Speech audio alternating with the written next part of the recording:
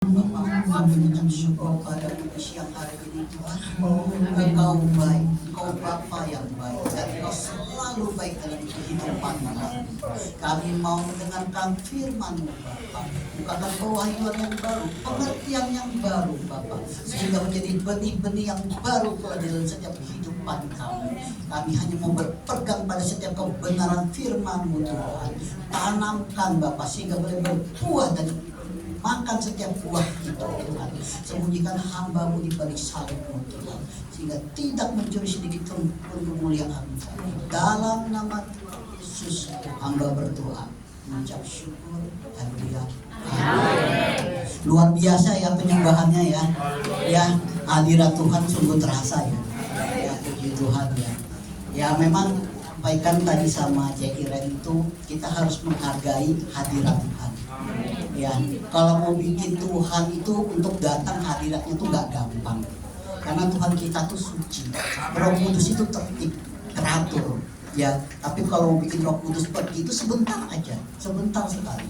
Ya, tapi saya tadi banyak mendapatkan pewahyuan baru waktu saya duduk di situ, di mana Tuhan bicara jelas sekali bagi mereka yang benar-benar serius tadi di dalam penyembahan, yang sakit itu dipulihkan.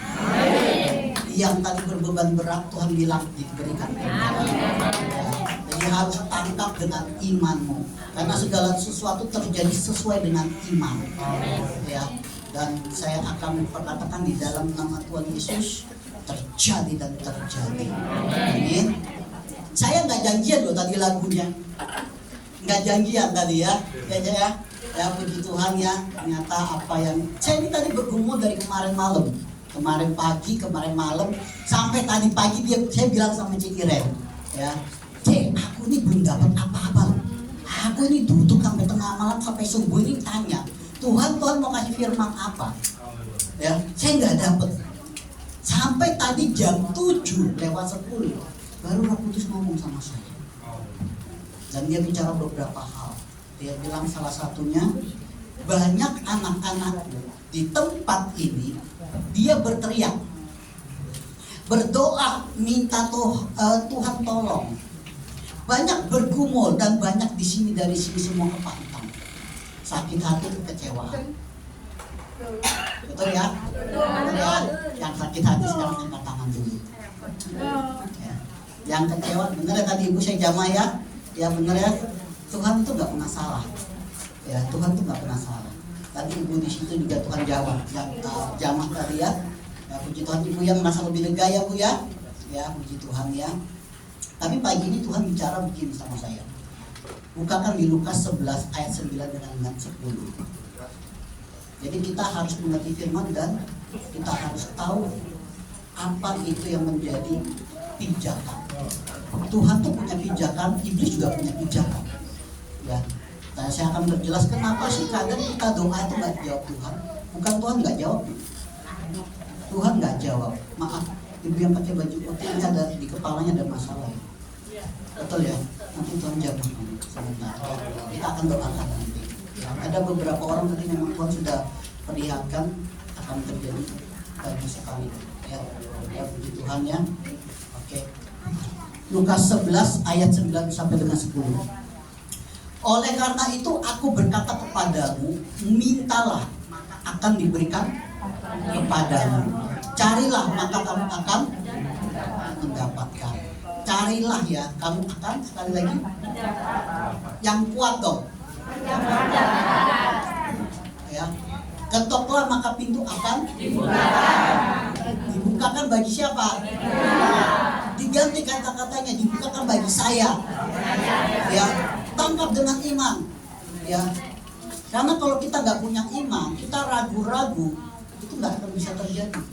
Makanya firman Tuhan jelas berkata, bilang kalau kamu punya iman sebesar biji sesawi itu tuh nggak kayak pasir kecil banget. Kamu bilang pindah gunung, gunung akan pindah. Nah, pertanyaannya seperti itu. Punya nggak? Pagi hari ini Tuhan banyak bicara, dia akan bicara tentang iman. Dan kepada siapa kita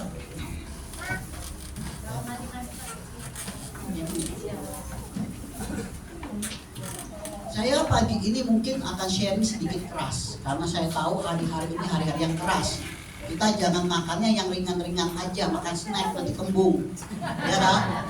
Makan nasi itu kenyang, benar ya? Benar ya? Ya. Jadi kita harus juga mau dewasa, jangan maunya cuma dikunyah terus kita nelen. Jadi kita harus mau menjadi orang yang dewasa, karena Tuhan tuh selalu membawa kita tuh tumbuh. Namanya tumbuh itu pasti berkembang. Ya, kalau nggak bertumbuh namanya bakat. Ya. Oke. Tetapi seringkali kita itu mengetok. Artinya kita berdoa. Tuhan, aku butuh makan, Tuhan. Tuhan, aku butuh duit buat ini, buat itu, buat ini, bla bla bla bla. Tuhan, aku sakit. Tuhan, Tuhan, Tuhan, dan Tuhan. Tetapi pertanyaannya, waktu kita mengetok, pintunya dibuka nggak? Siapa yang merasa pintunya nggak pernah dibuka Tuhan? Boleh angkat tangan? Nggak apa-apa. Selalu dibuka ya berarti ya, amin ya? Amin ya? Oke. Tapi pertanyaan kedua, firman Tuhan jelas berkata, carilah maka kamu akan. Siapa di sini yang merasa mencari Tuhan tapi nggak mendapatkan? Angkat tangan. Nggak apa-apa, nggak perlu malu, jangan kiri kanan. Kita akan doakan terjadi terobosan.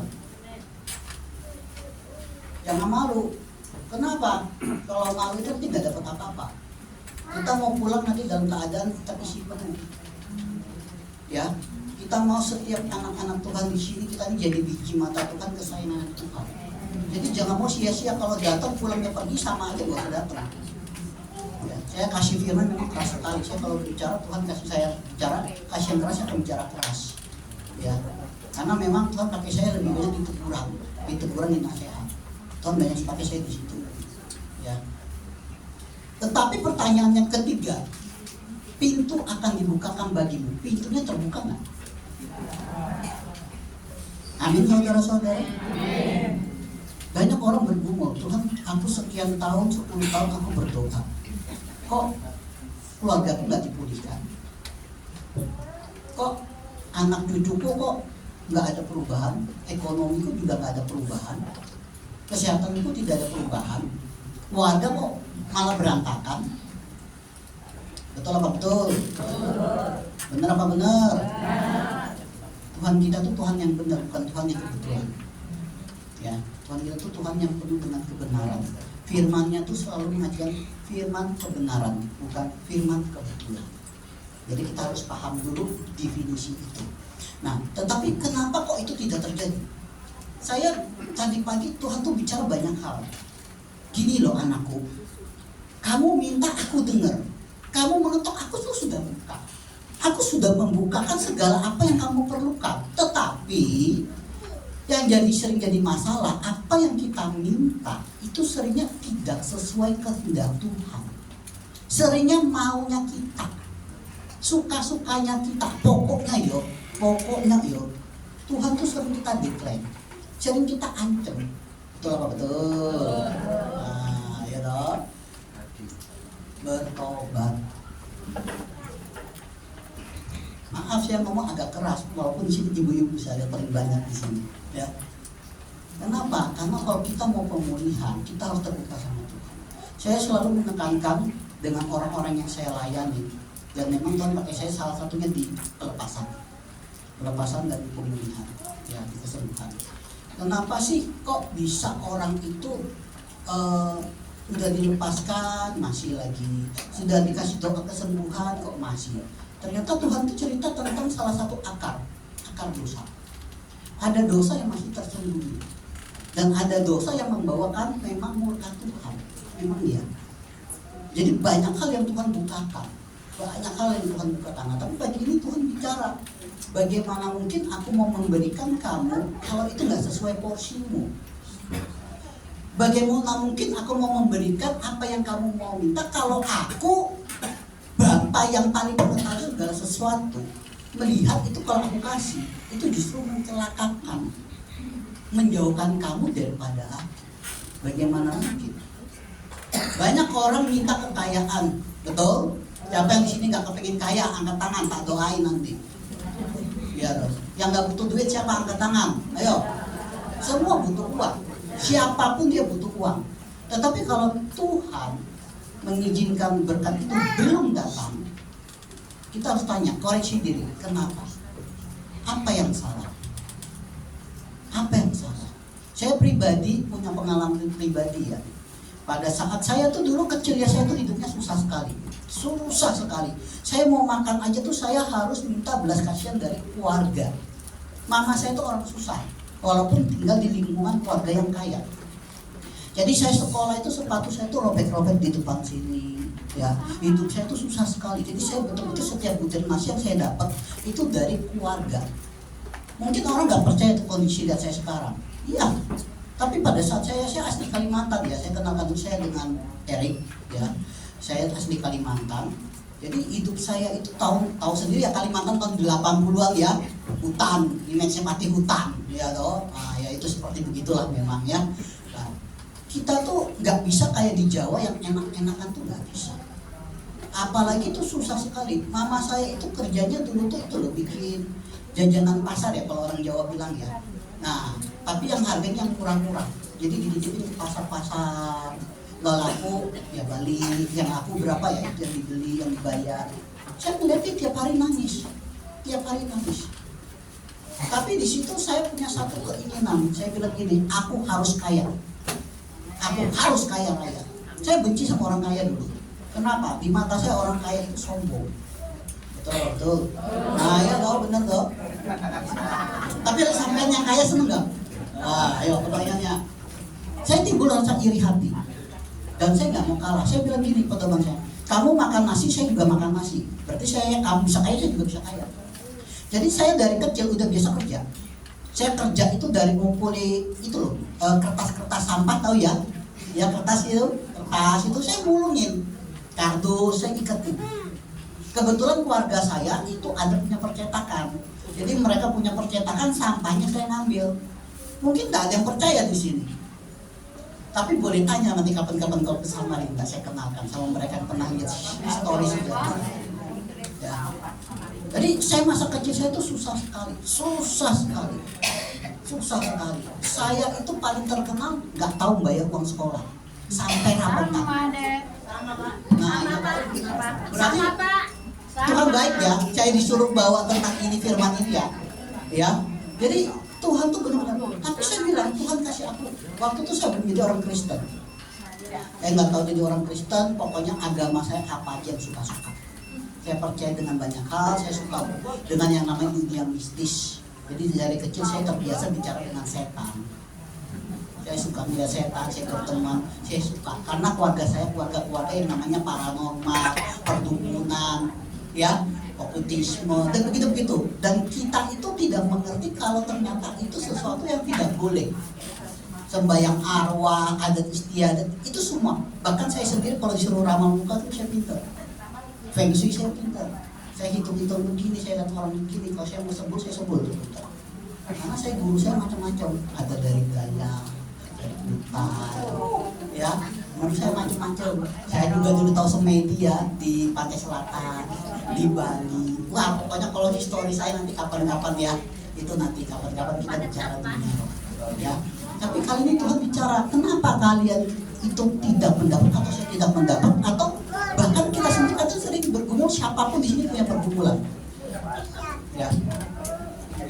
Semua orang punya pergumulan. Nanti pergumulan belum selesai datang lagi, belum selesai datang lagi. Ya terus sampai kita mati baru selesai. Betul? Itu pola manusia kehidupan siapapun kita. Tetapi kenapa ada yang dibuka, ada yang enggak, ada yang mendapatkan, ada yang belum? Saya nggak bilang tidak, belum. Karena yang kita minta itu tidak sesuatu yang Tuhan. Maaf kata saya bilang, kalau yang punya anak di sini boleh angkat tangan. Yang punya anak rata-rata sudah punya ya. Kalau anaknya umurnya masih bayi 1 tahun, mintanya mobil dikasih nggak? Nah, mobil itu pun masih diawasi ya Bu ya. Masih diawasi. Kalau kita punya anak minta pesawat dikasih nggak? Gak sesuai.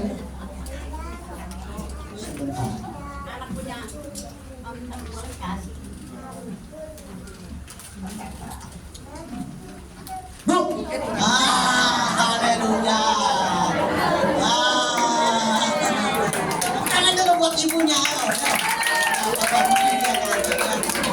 Bapak mungkin dia capek. Kalau nggak gini kan nggak rame. Ya. Memang kalau khotbah jam-jam segini tuh kadang itu gimana gitu ya. Ya betul dong. Apalagi perutnya keroncongan ya dong. Ya, lebih seneng kita lagu keroncong daripada perutnya yang keroncongan ya dong. Oke. Tapi sekali lagi saya tekankan, kalau kita mau minta doa, bagus doanya gimana? Bilang Tuhan, aku perlu makan. Aku percaya Engkau Bapa yang baik, menyediakan makanan sesuai dengan takaran. Makanya doa Bapa kami ngajarin apa?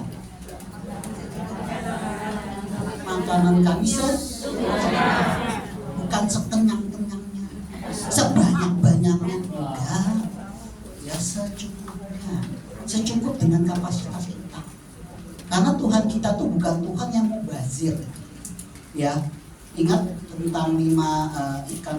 Nah, ibu mau ngaduk lagi ibu, nanti saya suruh ke depan sama saya.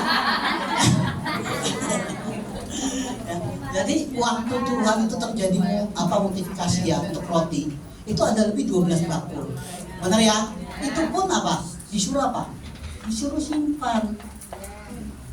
Makanya di sini juga kita harus belajar berhikmat. Kalau ada uang, berhikmat disimpan. Jangan mentang-mentang wis mari tuku, nggak dapat duit iki aku tuku apa iki. Aku mau lihat otaknya sudah langsung main ini. Usaha handphone, main game. Siapa di sini suka main game? Bertobat, saya bilang. Ya. Yo, game itu ada setannya, saya kasih tahu. Itu ada setannya. Banyak cuma gara-gara game, orang kecanduan dan dia bisa bunuh orang. Banyak, jangan main-main saya kasih tahu. Gitu. Banyak. Dengan handphone itu bisa menjadikan Anda lebih baik di hadapan Tuhan, tapi bisa dengan handphone yang sama menjauhkan Anda dari Tuhan. Ini serius. Handphone yang sama bisa ada Alkitab, tapi handphone yang sama bisa ada film bokep. Siapa di sini suka nonton film bokep? Daripada saya tunjuk nanti. Tahu film bokep? Film porno. Yang suka nonton gosip, bertobat, saya kasih tahu. Ya. Baik-baik Pak. Benar saya bilang. Yang suka dengan lagu dunia bertobat. Orang suka dengan lagu dunia kalau lagi stres bisa bunuh diri. Benar. Benar itu saya nggak takut-takutnya kejadian banyak. Kan barusan kejadian lagi kan. Dan saya melihat sebelum kejadian saya sudah cerita juga ya. Saya melihat satu hari akan banyak orang meloncat bunuh diri. Saya sudah sampaikan juga ke beberapa teman. Saya sudah lihat. Dan Tuhan bicara memang hari-hari ini akan lebih jahat daripada hari kemarin. Makanya anak Tuhan tidak boleh lagi udah makan minumnya susu, makannya bubur. Harus kuat benar dalam Tuhan. Harus benar kuat. Makanya kalau tadi lagi muji, jangan mau dibisiki setan. Setan itu ganggunya bisa macam-macam. Intimidasinya macam-macam, diingin macam-macam. Makanya harus fokus. Hadirat Tuhan kalau datang, kata lagi saya bilang yang sakit sembuh. Sembuh benar. Ya. Jadi kenapa sih orang itu kadang tidak mendapatkan apa yang dia mau? Karena tidak sejalan kehendaknya Tuhan. Dan yang kita minta tidak sesuai. Jatahnya tuh bukan itu. Minta dia dari ini. Kita ini seringnya tuh minta tuh yang mintanya tuh kalau bisa yang banyak aja, yang enak aja, yang instan lagi loh. Bikin Indomie aja butuh waktu nggak? Nah, iya. Tadi bapak tuh sama dia Pak 1 tahun ya, 1 tahun. Proses nggak Pak? Proses. Enak nggak? Nggak enak. Nangis dia 1 tahun.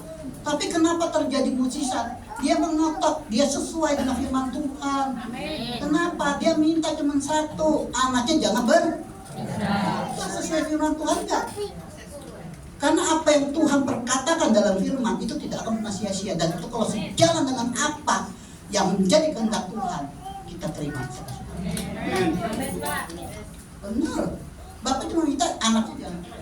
Dan firman Tuhan jelas berkata apa? Tidak ada yang bisa menceraikan. Tidak boleh. Sesuai nggak?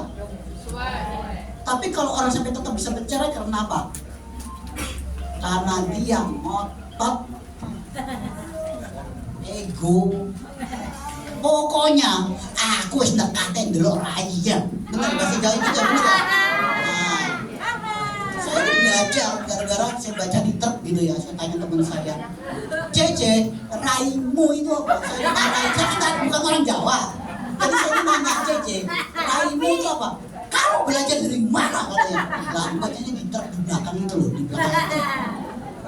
Jadi saya tahu itu. Ya. Orang marah itu mengeluarkan kata-kata jahat. Ya. Itu keluarnya bahaya loh. Padahal di dalam setiap perkataan itu ada kuasa. Kalau kamu mengutuki orang, kamu mengatakan anak kamu bodoh, anakmu bodoh benar. Benar saya bilang. Hati-hati dalam perkataan. Makanya tadi ibu yang tadi sakit hati saya bilang apa? Bu, lepaskan pengampunan. Benar ya? Orang yang kecewa lepaskan pengampunan. Kalau sempat terucap kata-katanya, bilang, ikutin kata-kata saya sekarang. Siapa yang tadi yang sempat sakit hati, ayo, resen.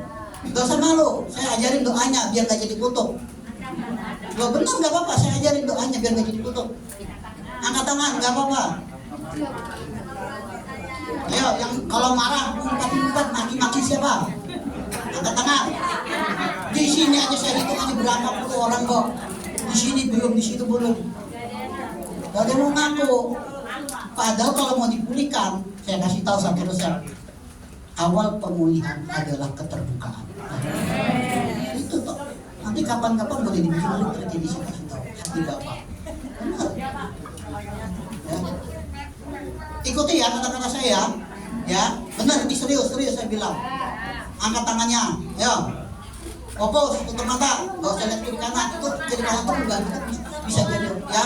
Semua, tutup mata semua, gak usah lihat kiri kanan. Ya, gak usah lihat kiri kanan.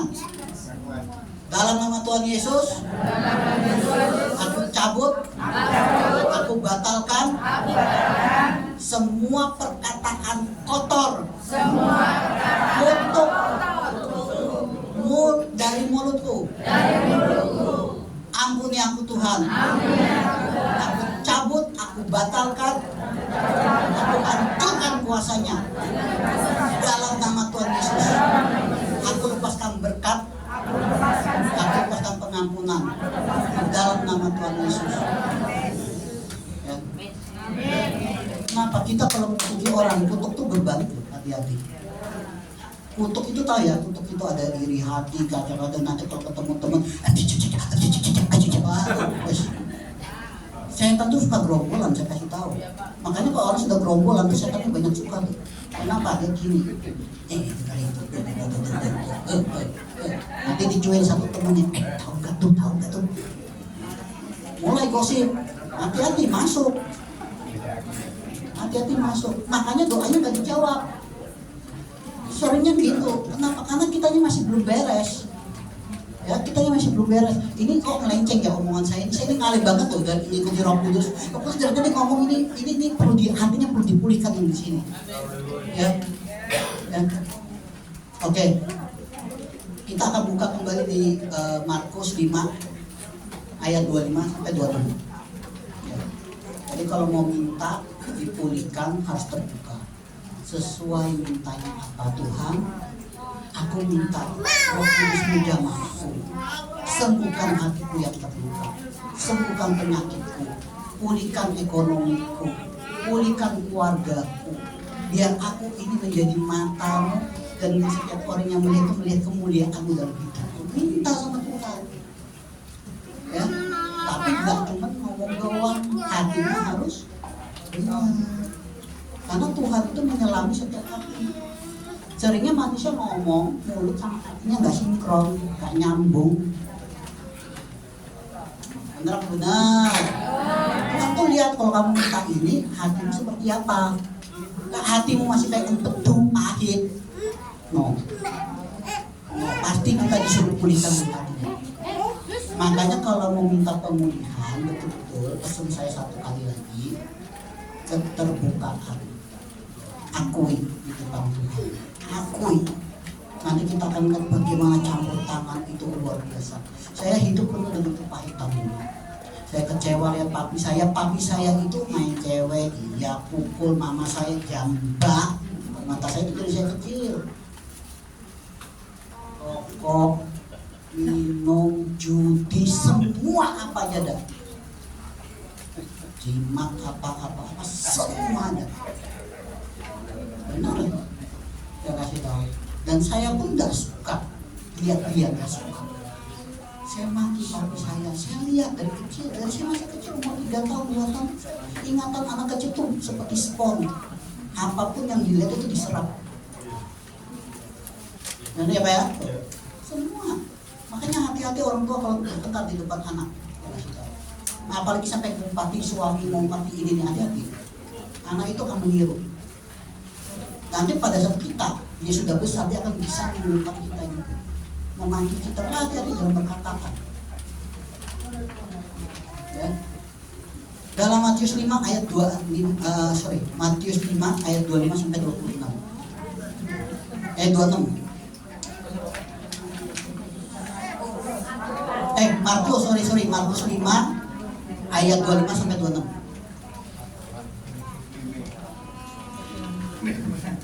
Dijelaskan di ayat ini adalah di situ seorang perempuan yang sudah 12 tahun lamanya menderita pendarahan. Ya. Lanjut. Ia telah berulang-ulang diobati oleh berbagai tabib sehingga telah dihabiskan semua yang ada padanya. Namun sama sekali tidak ada faedah. Malah sebaiknya keadaannya makin banyak. Kalau kita ketok Tuhan, kita minta tolong Tuhan, nggak dijawab, kita larinya kemana? Ayo pintar jawabannya.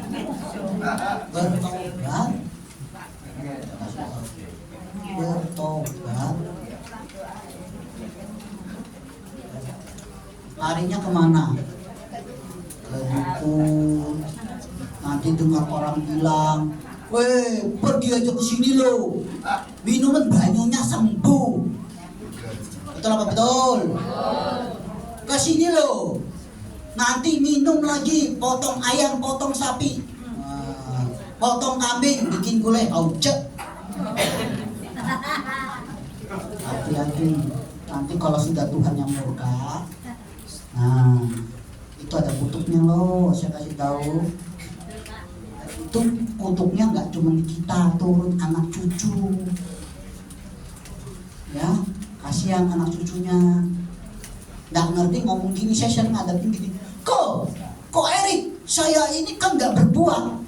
Kok enak men ya, papa mamaku yang bikin, kakekku yang bikin, aku nggak nikmati, giliran nggak enak, aku sing ngalami proses. Kasihan loh anak cucu kita. Akibat kita itu ada kutuk yang diturunkan, termasuk kutuk sakit penyakit. Itu ada. Orang merokok itu ada kutuk. Yang orang berjudi itu ada kutuk. Banyak. Berzina kutuknya 7 turunan. Ya. Makanya di sini kalau sudah mengerti bertobat tuh tahu ya artinya bertobat ya. Ya. Gak cuma berubah bu 180 derajat. Saya dulu bajingan loh. Karena masa lalu saya nggak enak, saya itu betul-betul harus bisa fight tanpa mandang Tuhannya siapa. Benar? Saya menghalalkan segala cara biar bisa dapat uang. Mau cari yang kelihatan, yang nggak kelihatan. Saya kalau pergi ke Haji Jasa, itu ada roh mati ikut ya. Setan ikut saya tangkap rohnya. Saya bilang gini, nggak usah ganggu saya, cari uang buat saya. Itu saya. Benar saya kasih tahu. Saya serius ngomong. Bisa nggak? Bisa. Siapa yang bilang nggak bisa? Ada lagi yang di sini nanti lewat kuburan, lihat setan, jangan ganggu, jaga ganggu. Siapa yang segitu? Ayo. Kalau saya enggak, saya ambil rohnya. Setannya saya ajak. Kalau orang kerjasama sama manusia, saya kerjasama sama setan. cari uang. Karena apa? Ada kuasa dalam perkataan. Nanti kapan-kapan saya cerita, ya. Nanti kapan-kapan saya cerita tentang dirinya Bapak. Ya, dijelaskan di situ. Dan perempuan ini dia sakit pendarahan. Semua uangnya habis. Dia datang ke tabib. Yang dia datangi siapa? Tabib. Ada hasilnya enggak? Ini tabib yang dimaksud sebenarnya bukan cuma tabib dokter. Dia kemana-mana, ke orang pinter, paranormal kemana-mana. Jadi bukan tabib pada umumnya. Dia kemana-mana. Ayo pergi ke Sangkal Putung ya, sini namanya. Oh, pergi ke sini. Ayo pergi ke sini, pergi ke sini. Banyak. Ini setannya banyak bekerja kalau saya sudah ngomong gini. Pasti banyak yang ngatur. Benar ya sob? Benar ya? Suruh tidur toh? Kayak angin-angin gini toh?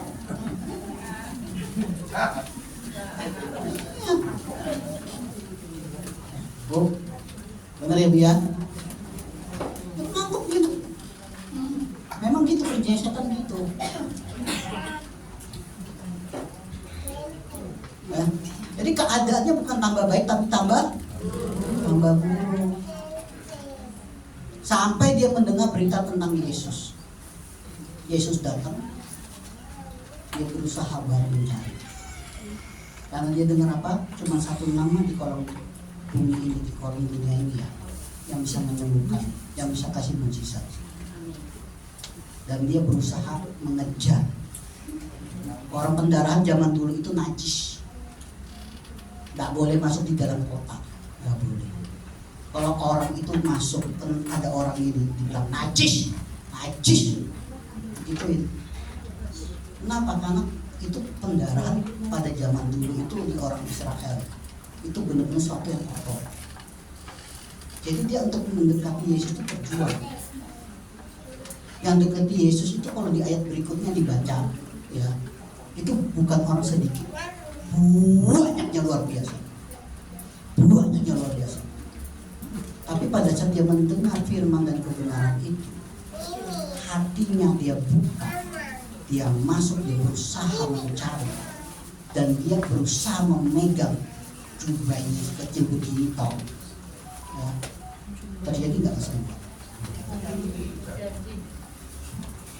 Mujizat. Karena apa? Dia terima, dia percaya. Yesus cuma bilang, siapa yang megang aku? Dia tahu ada kuasa yang keluar. Waktu itu cewek itu belum sembuh 100%.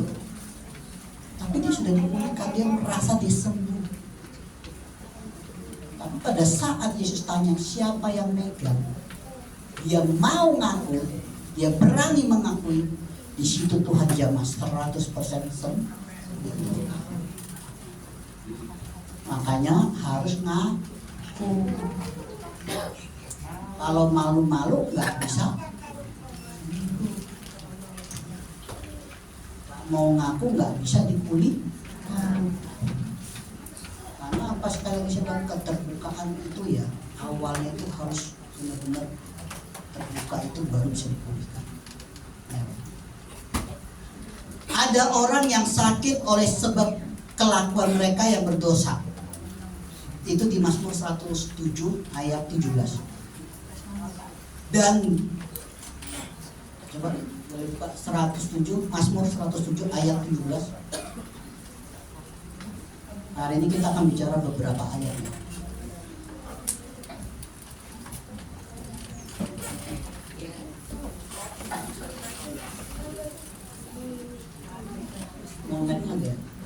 Mazmur 107 ayat 17. Saya buka dari Alkitab aja ya.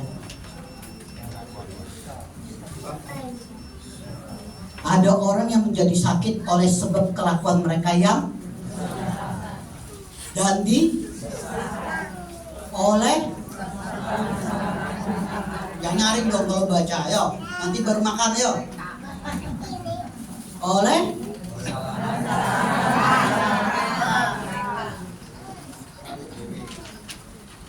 Ada yang sakit karena telah kemudian berdosa, disiksa sebab kesalahan. Makanya saya bilang dari tadi bertobat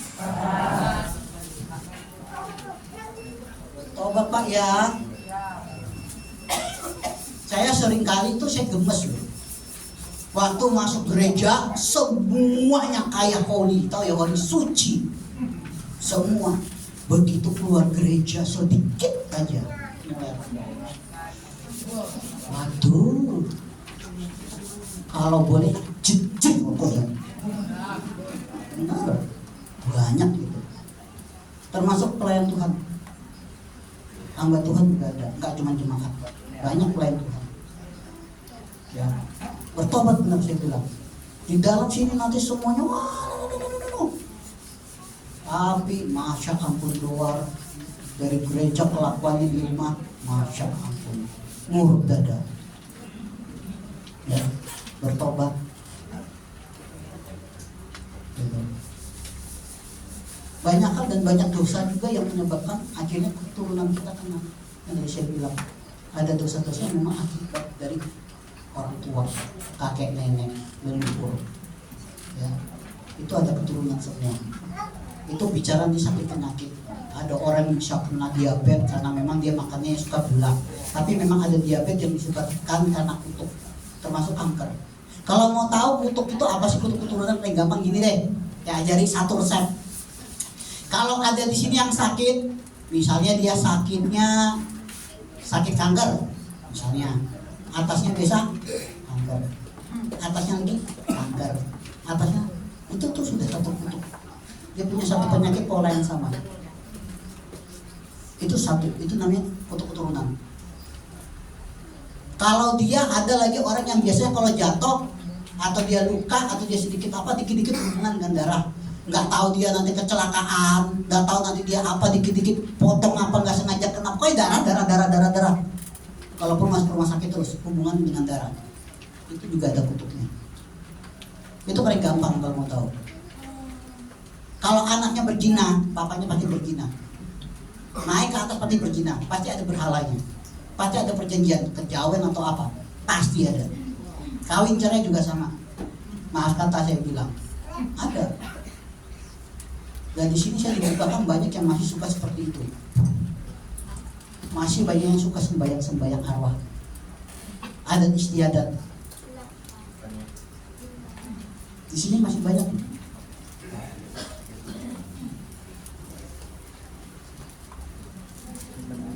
Ya, karena spiritnya saya bisa lihat semua di sini.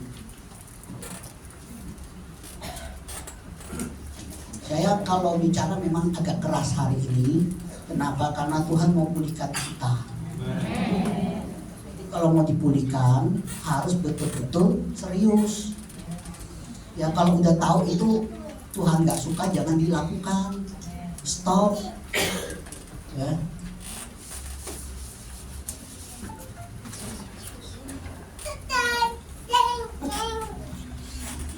Saya akan langsung lanjut aja. Mungkin waktunya sisa sedikit kali aja.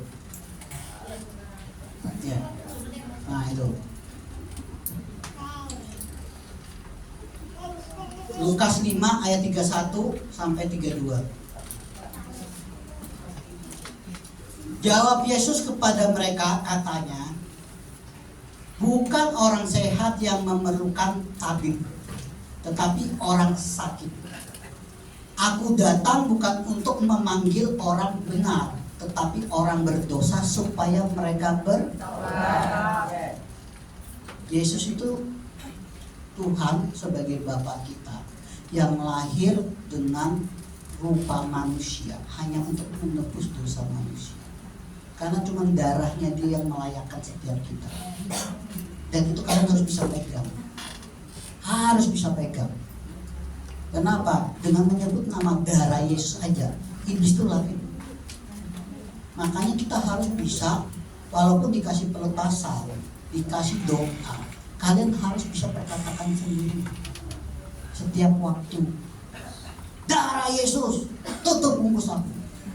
Darah Yesus, setiap kutuk Aku patahkan dalam nama Yesus. Kutuk keturunan, kutuk ini, minta Roh Kudus turun. Kutuk kemiskinan, kutuk sakit penyakit, minta. Sembuh nggak sembuh? Ibu kalau sakit kepala ibu bilang darah Yesus telah menebus setiap sakit penyakitku. Aku telah dibayar lunas dengan darah Yesus. Pergi sakit penyakit.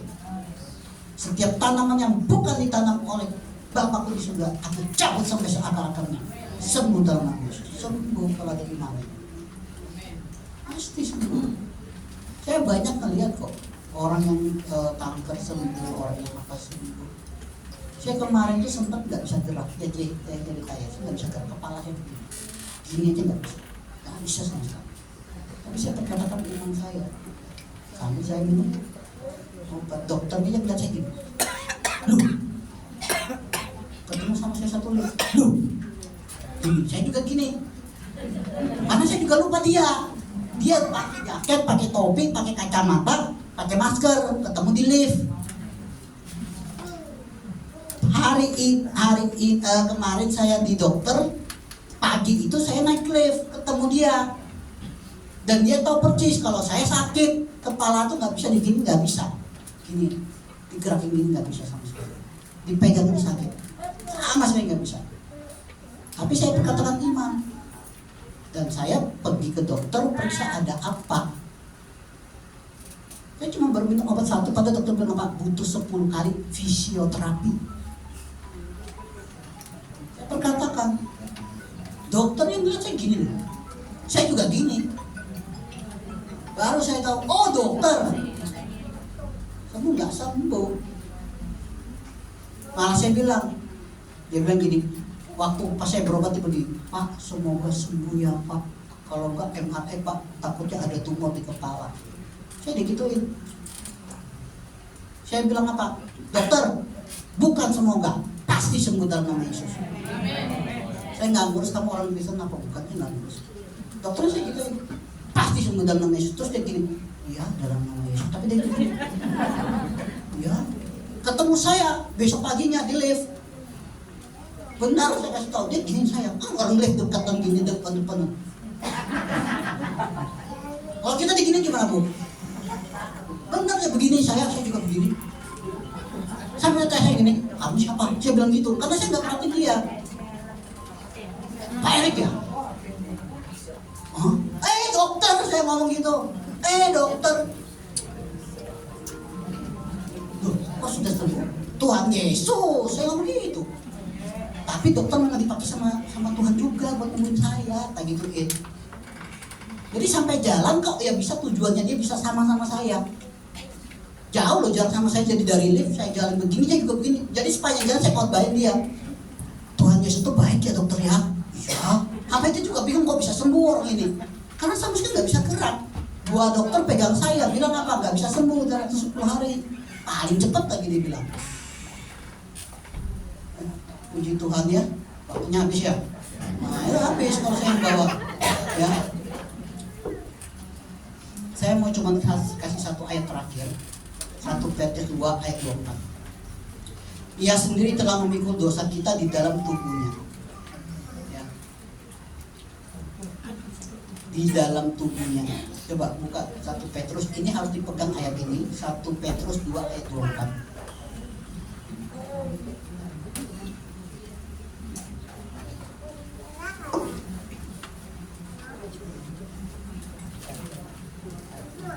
Satu Petrus 2 ayat 24. Ia sendiri telah memikul dosa kita di dalam tubuhnya di kayu salib, supaya kita yang telah mati terhadap dosa hidup untuk kebenaran. Oleh bilur-bilurnya kamu telah pegang ayat itu ya. Saya rasa cukup ya, karena waktunya cuma 45 menit ya. Lain kali nanti saya cerita lebih panjang lagi biar sampai 3 jam ya. Kita tutup dalam doa ya, boleh ya. Kita tutup dalam doa ya. Terima kasih Bapak, terima kasih Tuhan, terima kasih.